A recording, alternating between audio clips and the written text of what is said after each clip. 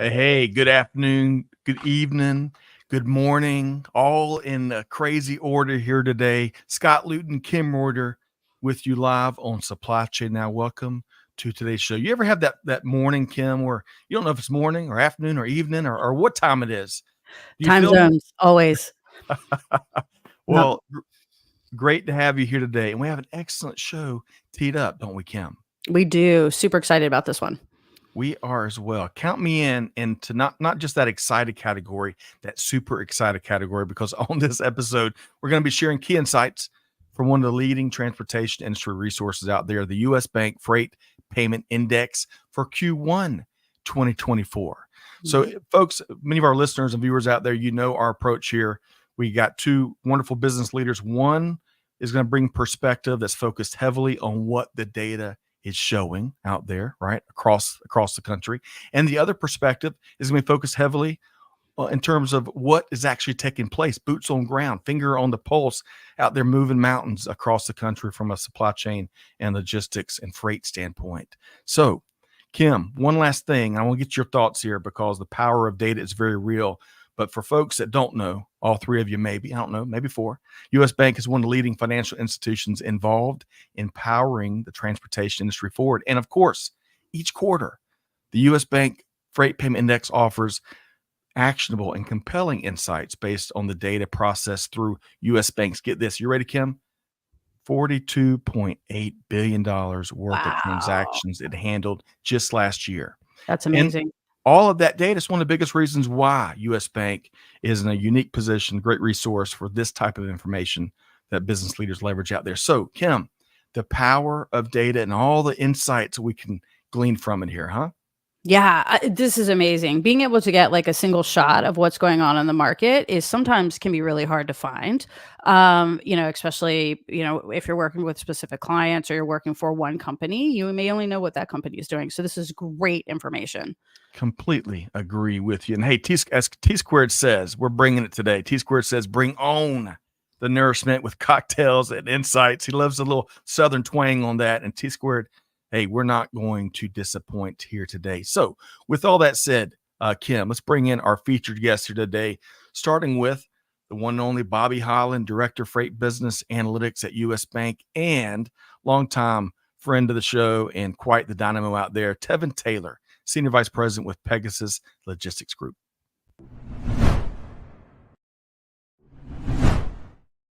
Hey, Bobby, how you doing? Doing well. Great to see you back with us here today. I really always enjoy your perspective, as do our audience, and you're joined by Tevon Taylor, the one and only. Tevon, how you doing? Great. Good to be on the show. Great to have you back. It's been way too long. Kim, we have got a rock and roll conversation teed up here today. Can we book a few extra hours, Kim? Are you free? I get into data. It's nonstop. Like I love getting deep into data. This is going to be a great show. Oh, it is. It is. So let's do this. We got a lot to get to here today, but I want to give y'all a chance, Bobby, Tevon, and Kim. Let's start with a little fun warm-up question because it is gorgeous out there. Here in the metro Atlanta, here in Georgia, I think the mornings are like 60 degrees and brisk. It's just light and just beautiful. Farmers market is back. Anyone knows me and my family, we love our Saturday mornings at the farmers market. So with all that as a backdrop, Bobby, what is one of your favorite things to do this time of year? One of my favorite things to do is to eat outside, whether it's on our patio or going to restaurants. They start pulling out the outdoor seating. I just think that's the coolest thing. Have a cup of coffee sitting on a patio. Love it. One quick follow-up. Do you ever do any of the cooking or do you always bring it in? Do I ever do any of the cooking? Yeah, any grilling or anything? My wife's the heavy lifter there. I burn a lot of stuff too. She's the heavy lifter. She's the better cook. That's right. I leave it to the experts, much like you. All right, so Tevon, that was a beautiful. I love eating outside, much like Bobby, and just soaking up this gorgeous weather this time of year. What's one of your favorite things, Tevon? Yeah, mine's going to be pretty boring. I like to do yard work. So turn my brain off, go take care of the yard. This time of year it's raining a bunch, so you got to mow and clean the pool and kill the snakes and all that good stuff. So, and I'm sorry if that offends somebody, but if there's a snake in my yard, I got to get it out of my yard. So I like doing yard work, and to this day I still mow my own yard. Unfortunately, my yard's getting a little bigger than I like to mow, but okay, that's my fun in the sun. Okay, you just need a bigger mower. You just need a bigger mower. It costs money. I'm pretty frugal. Well, Kim, that was not the answer I was expecting from one Tevon Taylor, yard work. But I kind of get it. You're able to kind of turn off the email, turn off the text, shut things down, and just kind of have some space while you get some exercise. Kim, what's one of your favorite things to do this time of year? It is beaching season here for me, which is just going and hanging out on the beach, which is my favorite thing to do. And we do yard work all weekend long, just like Tevon. And then the reward on Sunday is to hop in the boat and run about 20 miles down the Potomac and hang out on the beach, which I could do for days without problem. But my husband, Billy, gets a little antsy after about 4 hours. So 4 hours, that's the maximum. Okay. Yeah, he's like, we gotta go.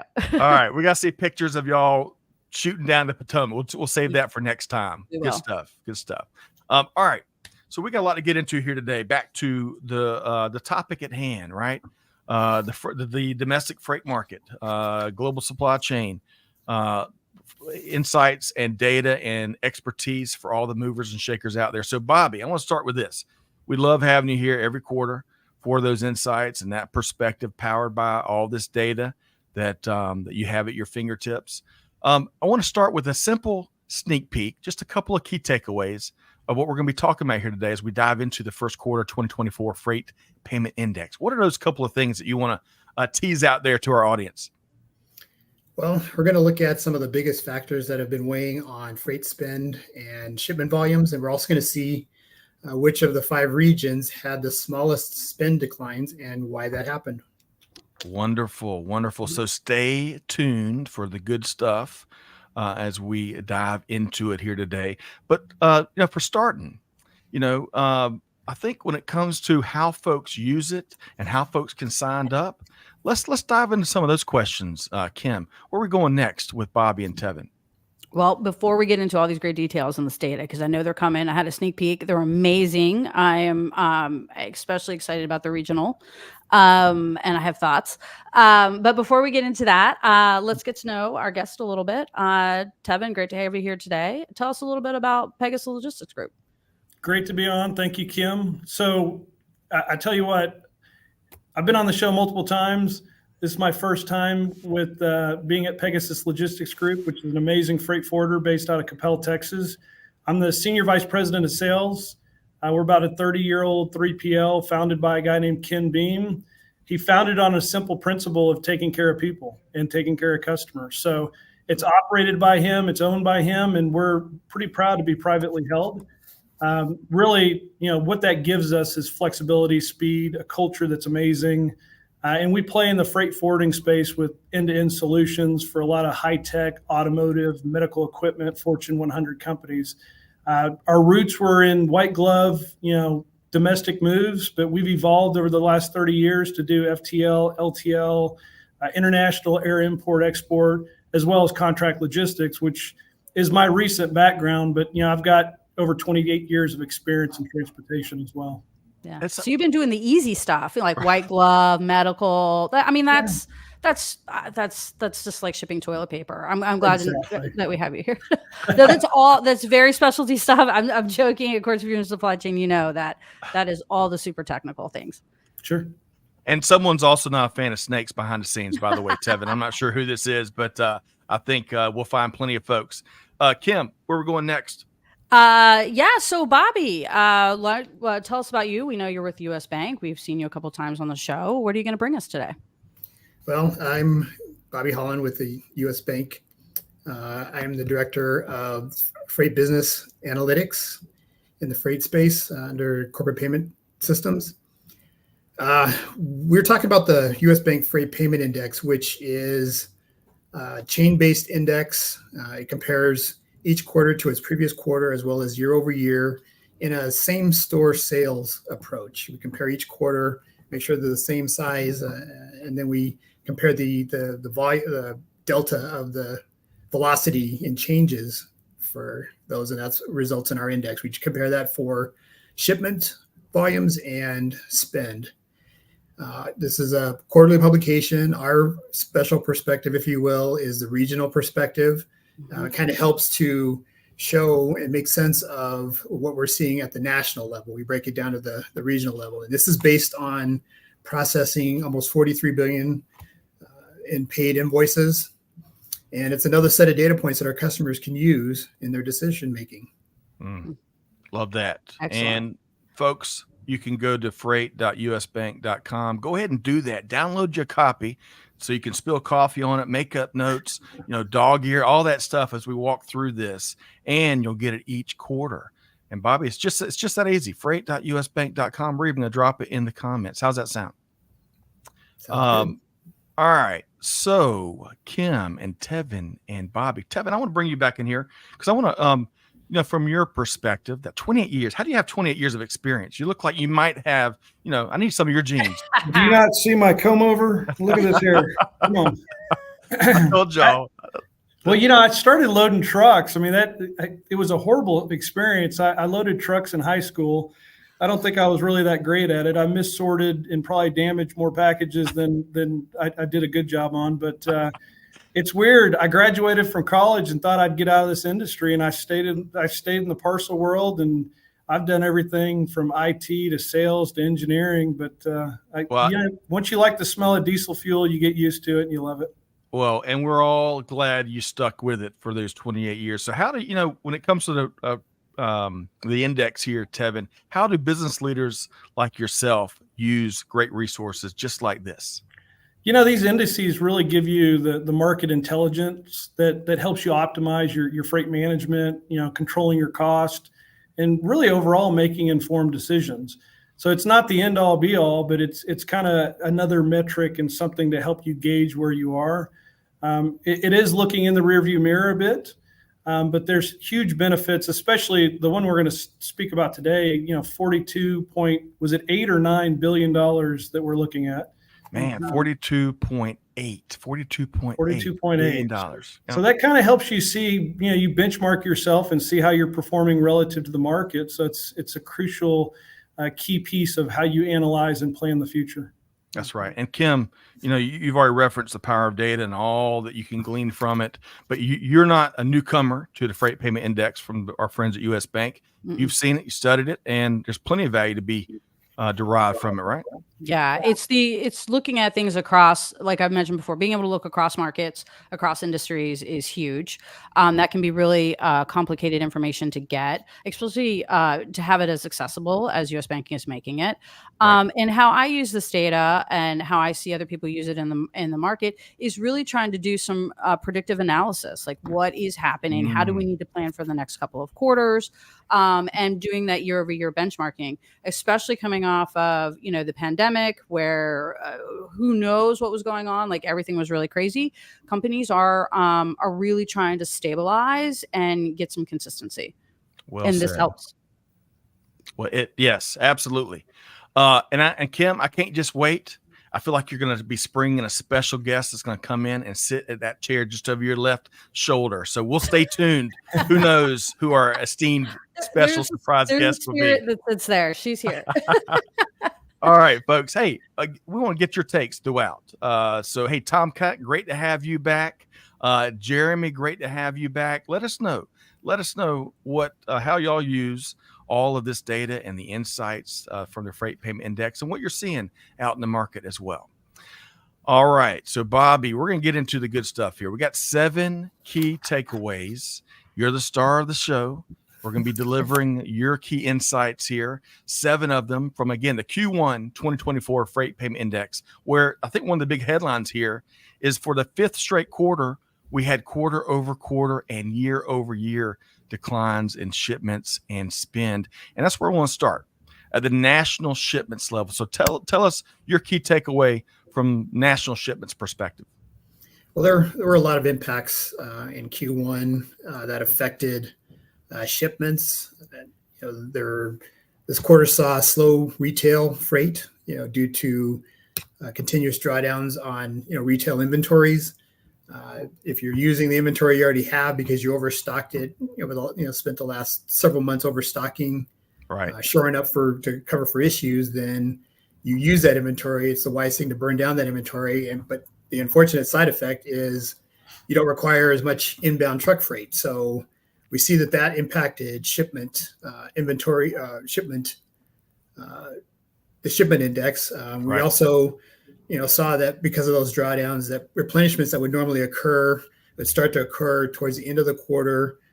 They were much lower due to those high inventories. And this resulted in the national shipments index being down 7.8% from last quarter and 21.6% down over last year. So again, market's been tough. Yep. Well said, Bobby. Great place to start with the first key takeaway. Tevon, national shipments wise, anything, what stood out to you there and what are you seeing? Well, first, I want to give a little kudos to one of my teammates. So I'm fortunate enough to have a data scientist on staff here at Pegasus to help me slice and dice the data. So quick shout out to Nick Vaselli, who really made the data easier for me to understand, because I am a Texas A&M Aggie, so we're not very smart. But that's okay. We just lost that demographic, Tevon. We just lost that demographic. No. Hey, shout out to Nick. Great work, Nick. Nick does a great job for us. So year over year, we noticed a decline in volume, not as significant as the index. We have a benefit here that a lot of our volume's high tech and healthcare.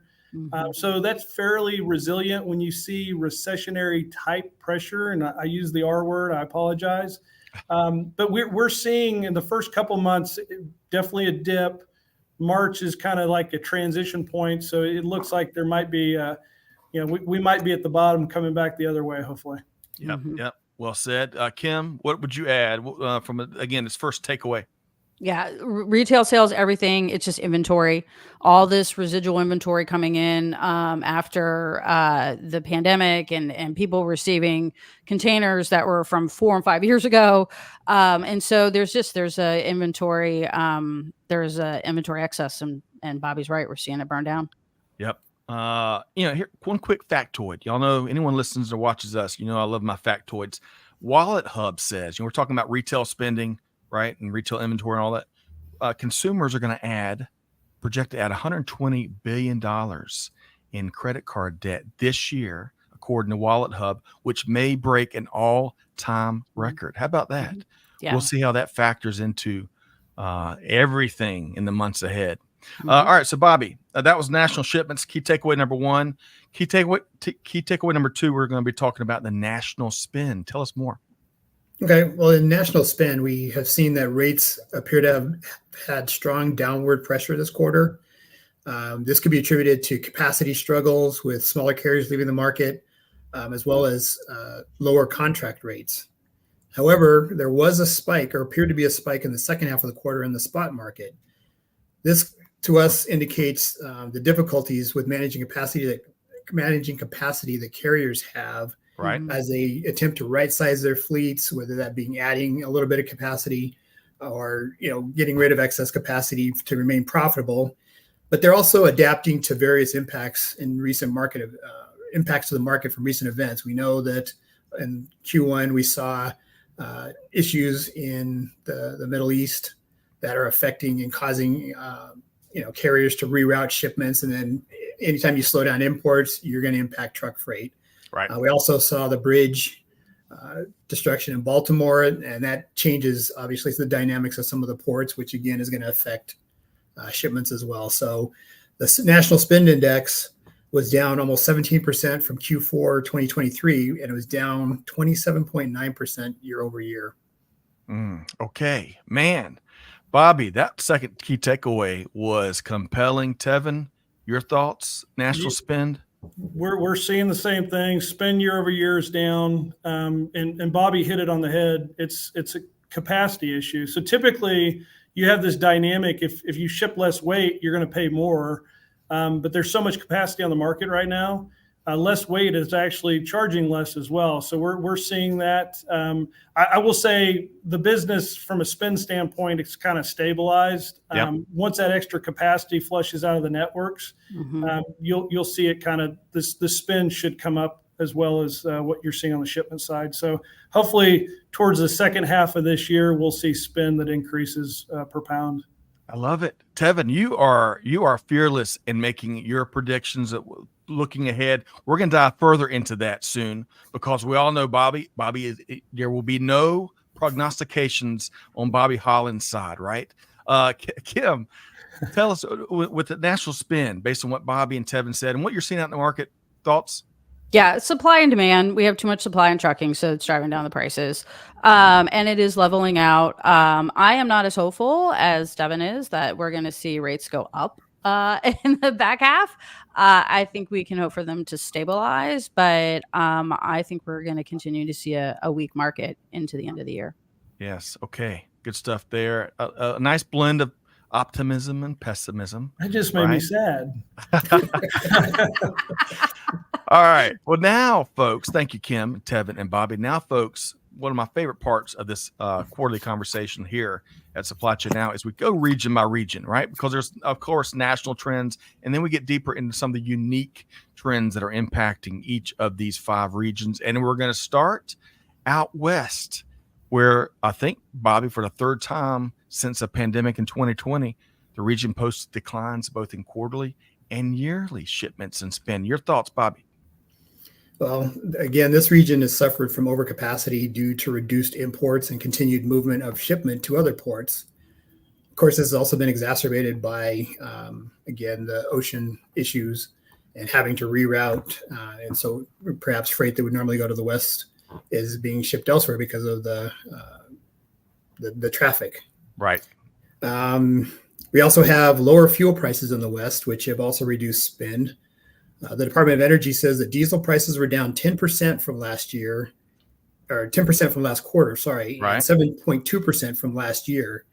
So when you tie all this together, we see that the shipments index was down 10.6% from last quarter and 23% from last year.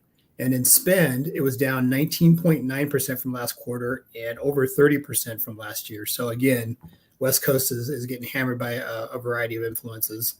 Man. And I'm glad you mentioned the fuel. I went and filled up my car the other day, and goodness gracious, I had to fill out a 40-page financing contract, Tevon. But when you think about the West and some of those dynamics, trends, and analysis that Bobby just shared, what are you seeing out West, Tevon? Well, the last time I traveled out West, I got a rental car, and then I saw the price of gas, and I decided to turn the rental car back in and use Uber. It was $6 or Chevrolet, maybe. Yeah, it's crazy. So shipment count and spend for the region year to year is been decreasing, right? So it's similar to the national side. It's again, ours is less than the index is showing, but similar trend. But believe it or not, in the West, shipments actually did increase in Q1 of 2024. Spend is down with the extra capacity, so the pricing's down, shipments are up. But we didn't take it in the chin so bad in the West Coast. So I guess everybody's turning their Ubers in or turning their rental cars in. Maybe so. There was a time where you couldn't find one, right? Remember those days? Not too long ago. Yep. Kim, out West, what are you seeing? I'm not surprised. The West is kind of, as we see here, has been declining for a few years now. I think there's a variety of reasons. LA, Long Beach, they become really hard to work with. They have lots of regulations. So in some case, some truckers can't even pull in and out of there. And so we're seeing a shift, which we will get to. I don't want to take anybody's thunder, but we are seeing a shift. And then the other thing I think that's happening in the market is we're seeing smaller ports are stepping up. Savannah is a great example. Baltimore was trying, and they got a little hiccup. But I've been in this industry for slightly longer than Tevon, maybe. And when I started, you had 4 or 5 big ports, and that's right. where you worked out of. But we're seeing an increase in smaller ports that can offer really great services. Yes. Options. Mm-hmm. Good stuff there, Kim. A couple comments. Jeremy, technology innovation changes plus environmental changes. Hey, culture changes. Well said. And also he mentioned back on that credit card date factoid I mentioned a minute ago, stress shopping. It could be, Jeremy, stress shopping. We've touched on consumer spending before we move on to the next key takeaway a couple different times. According to the U.S. Commerce Department, consumer spending in first quarter only increased 2.5% year over year, right?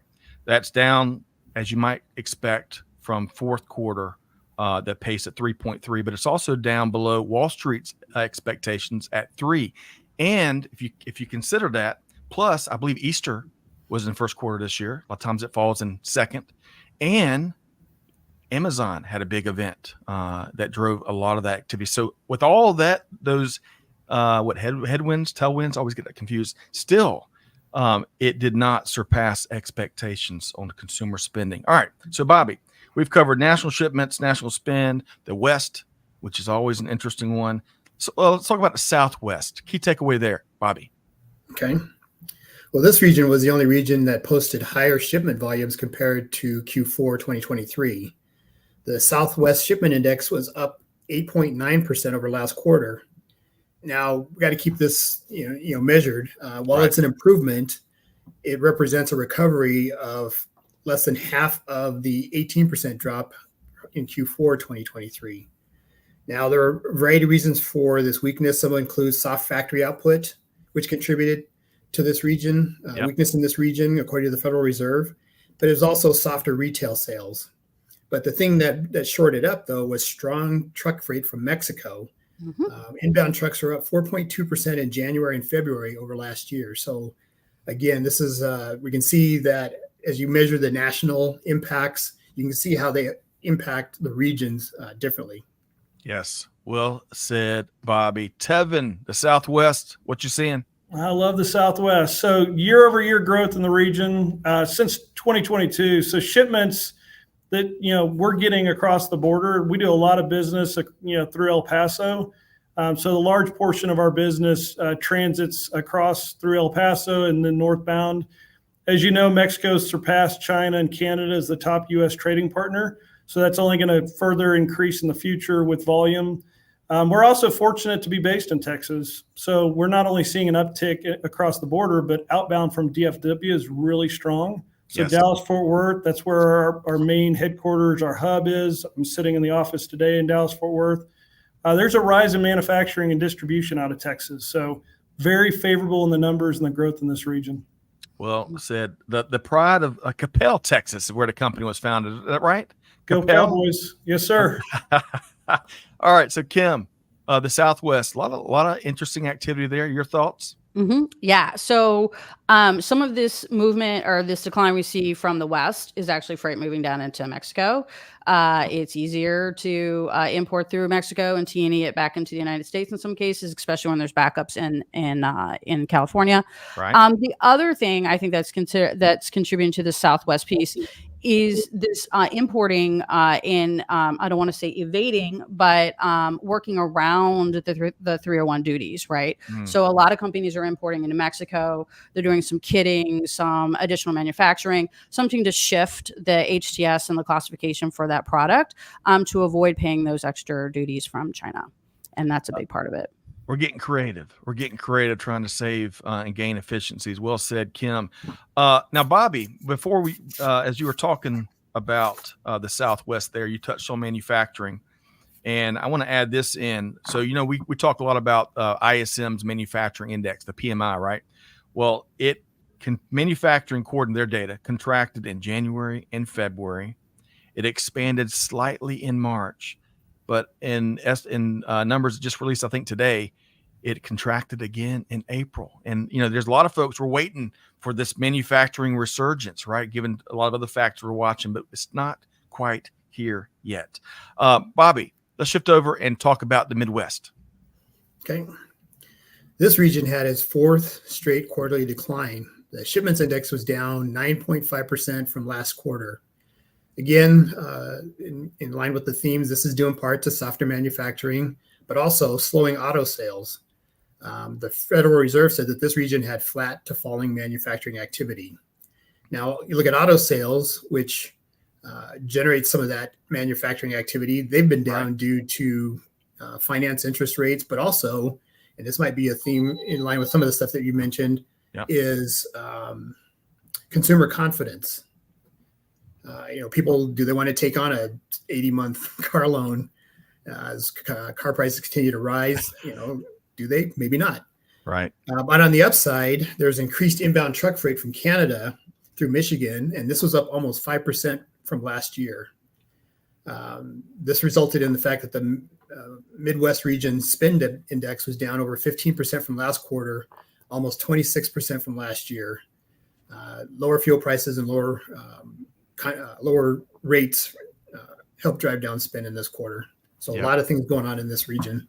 Ton. And I'll just say for the Luton household, going back to Bobby, you're talking about, do folks want to take out a new big old car loan? No new notes is my campaign for the Luton household through at least this year. We'll see how that works. Tevon, we were just talking about the Midwest. Your thoughts?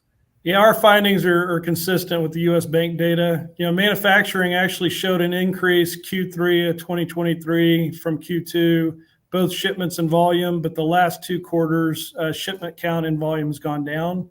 Automotive is fairly flat over the last 4 quarters, so we're seeing the same type of data. Yeah. Kim? Yeah, seeing the same thing in the market. We continue to kind of play around with steel and aluminum imports and what we're going to allow and not allow, and that greatly impacts our manufacturing in the U.S. I don't think we always want to talk about that, but our days of mining ore have passed. Right. So it's got to come from somewhere.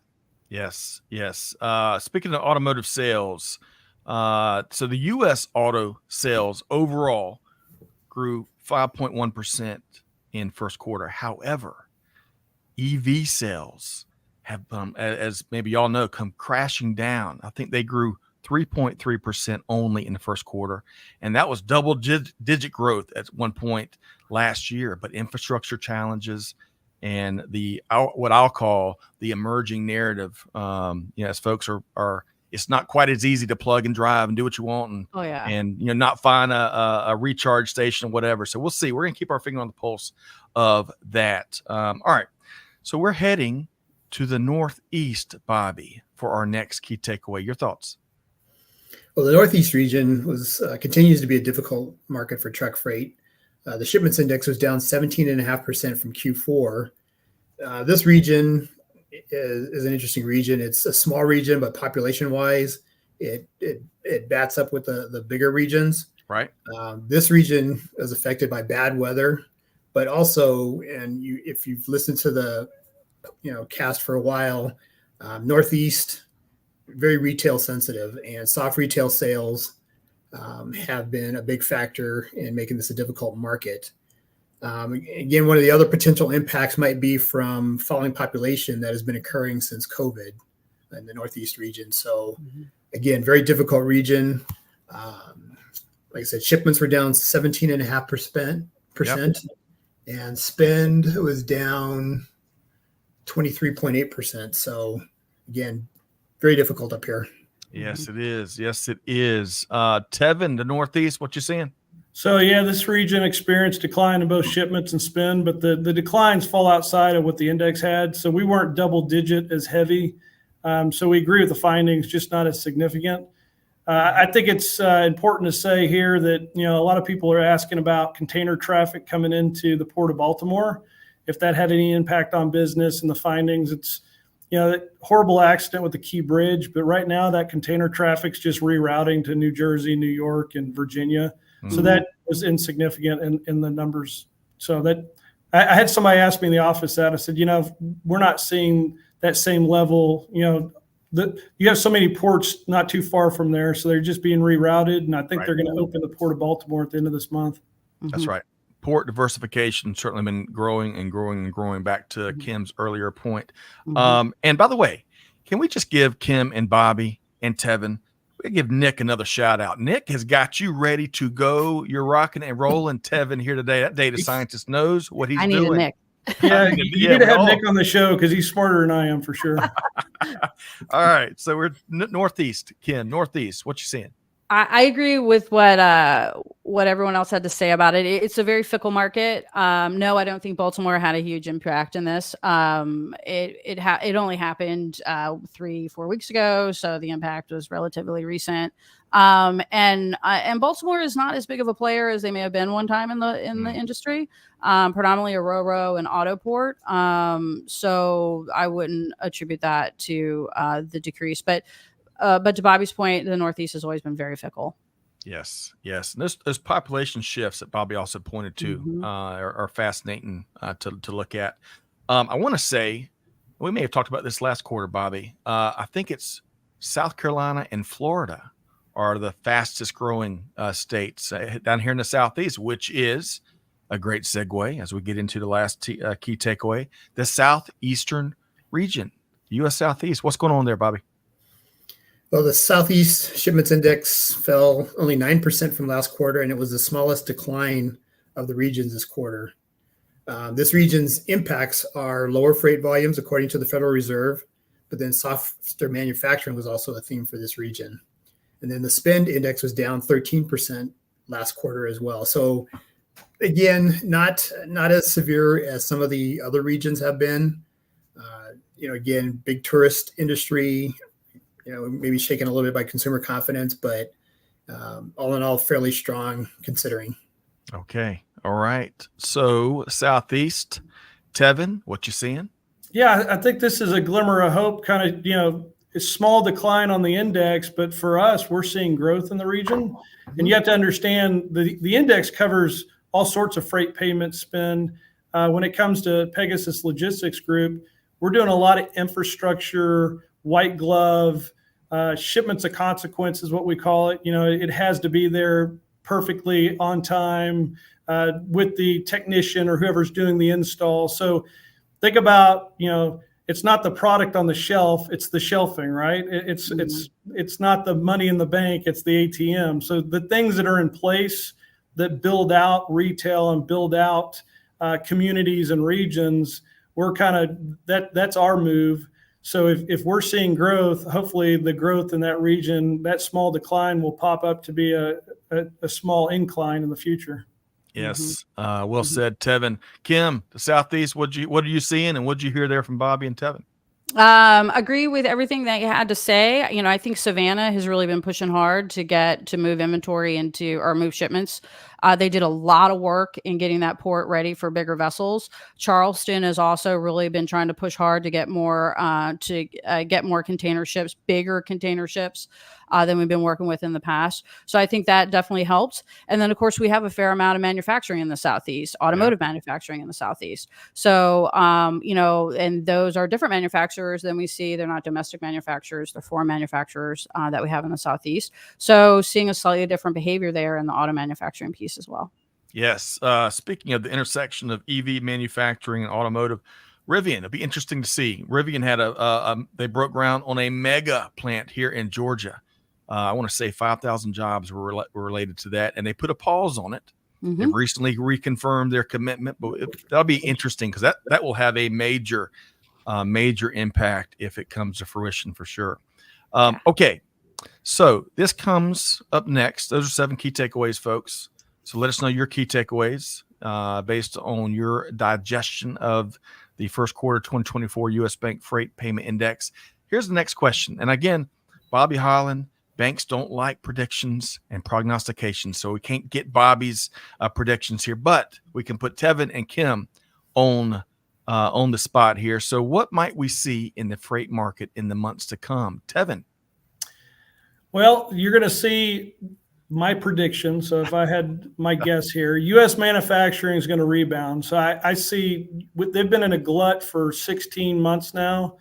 So I see that actually, instead of contracting, I see an improvement in U.S. manufacturing, and that's an excellent sign, with the rise of truckload demand. So the capacity that's lingering, so hopefully that will keep rates lower, but it's a shipper's market right now. I think that'll right size. We're at the end of the bullwhip, right? So you think about the pandemic, the chaos.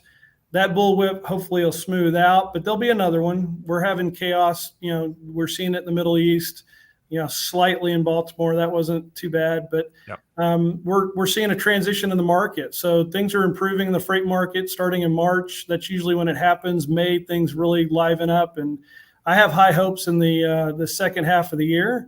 And while there's still economic uncertainty, I really do see improvement. And that just means we get to race towards the end of the year and have this awesome, challenging presidential election. And we can only hope that the children on both sides of the aisle can play nice this year.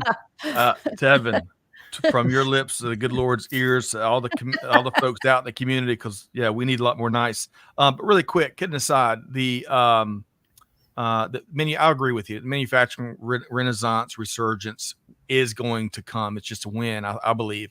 And secondly, I was looking at the National Association for Manufacturers. I think they published a lot of data here in the last couple of weeks, and they're clamoring here in the States, manufacturing leaders, for the R&D tax breaks to come back. That would help. That would certainly help. But Kim, your fearless prediction of where we might see the freight markets or anything else go in the months ahead. Yeah. So as I'm not going to be as optimistic as Devin, I think we've got a little bit longer on this resurgence in manufacturing in the country. It's just, I think it's going to take us closer to 18 months to even see any benefit from that. And I think we're just going to hold where we are. I don't see a big jump. I don't think we're going to have our huge increases we see around Q4 that normally start in the August, September time frame in preparation for the big holidays. I think it's going to hold. We may see a slight increase, but I think the market's oversaturated right now. Yes. And you know what? We got through this whole conversation. We didn't mention interest rates. I think there's a federal law that we meant that makes us mention interest rates, right? It's very interesting. A lot of experts saw maybe as many as 6 this year, and now we're in an environment where there may not be one. So we'll see. Of course, that'll have a big impact on a variety of things when that happens. All right. So Tevin, I'm going to ask you a question from our good friend, Dan Indy. And if you'd rather take it offline, you let me know. Okay. But Dan's a great friend of the show, hails from Minneapolis. He's got some great Minnesota Viking stories. Folks, reach out to Dan. He says, hey, does Tevin see more smaller trucking firms exiting the industry, or might this trend tail off? Any thoughts there, Tevin or Kim, if you want to weigh in? Yeah, it's we just had one here in Texas, Arnold, that filed for bankruptcy. So you're going to see more companies exit. Hopefully, it does tail off towards the end of this year. I hate to see that. We have a lot of great trucking companies we partner with, so that's horrible to see. But it's the market we're in right now, right? So it will continue through the end of the year. And honestly, that unfortunately, how companies are managed or mismanaged, it happens. So yeah. Well said there, Tevin. Kim, any thoughts you want to add to that before we start to wrap? Not really. I see the same. The smaller guys emptying out of the space. It's really sad to see. But, being an owner operator or a small trucking organization it's actually very expensive. No doubt. Okay. So, folks, we want to make sure, again, we're going to throw these graphics up here. This is a free report you can get each quarter, and it's easy. Bobby, it's so easy. It is so easy. It's nothing like trying to get your kids to clean up their rooms. That's really tough. That's very complex. It's easy to download this report, right? Freight.usbank.com, and it'll come to your inbox quarterly. All right. That's what I'm talking about. And folks, y'all know us. We're going to try to make it even easier. We have dropped the link right here in the chat. One click away, sign up, and you're off to the races. Good stuff there. All right. So also, Bobby, the folks want to connect with you, have a chat, talk maybe Montreal or getting outside and enjoying good food or all things freight. How can folks connect with you, Bobby? My LinkedIn information is up to date. Feel free to reach out. It's just that easy. Wonderful. All right. So Tevin, really have enjoyed you and Bobby and Kim's perspective here today. How can folks track you down? I think you're going to be making a visit to the Atlanta area, I hope soon, so we can catch up. But how can folks connect with you and all the cool things that Pegasus Logistics Group is up to? Yeah, LinkedIn is a good way to get a hold of me, but also ttaylor@pegasuslogistics.com. So send me an email, let me know how I can help. Oh man, he went there. Man, you're going to I can't wait to see some of the most creative emails that you're going to be getting very, very soon, Tevin. And hey, I was about to share a story that my brother did to me a while back, subscribing me to all kind of stuff as he got my email address, but I'll save that for later. Kim, you get a different question. Of course, we want to know how folks can connect with you, but Bobby and Tevin have shared a lot of great stuff here today. Mhm. If you had to think of one key takeaway from this conversation here today that folks got to keep front and center, what would that be, Kim? So I'll give two. One, Okay. you need to be Bonus. downloading this information. Like if you're in the supply chain information or a supply chain industry, I don't care what level you are. This is excellent information for you to have at the tip of your fingers. Go get it.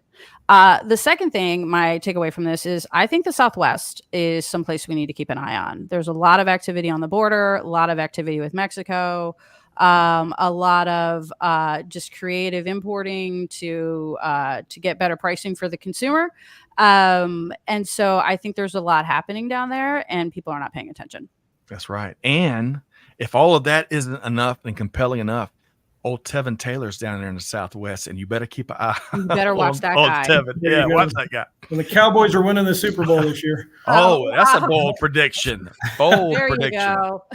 go. Good stuff. Well, hey, man, great show here today. Really have enjoyed our conversation. Been very efficient as well. I want to say a big thanks to the one and only Bobby Holland, Director of Freight Business Analytics at U.S. Bank. Bobby, thanks so much for being here. Thank you. You bet. And we'll see you next quarter. And Tevon Taylor, Senior Vice President with Pegasus Logistics Group. They are on the move. Tevon, great to have you here today. Good to be on. Absolutely. Kim, always a pleasure. And enjoyed a couple of recent live stream conversations and all that you bring to the table. Great stuff here today. Kim, enjoy this show. Thank you. You bet. All right, folks. But now the onus is on you, right? Take some insights, some expertise that Bobby, Tevon, Kim shared here today. Take the U.S. Bank Freight Payment Index, sign up to that. Just take action. Do something. Deeds, not words. Your teams are ready to find a better, more successful way of doing business this year, and the markets are demanding it. So with all that said, on behalf of the entire team here at Supply Chain Now, Scott Luton challenging you to do good, to give forward, and to be the change. We'll see you next time right back here, Supply Chain Now. Thanks, everybody.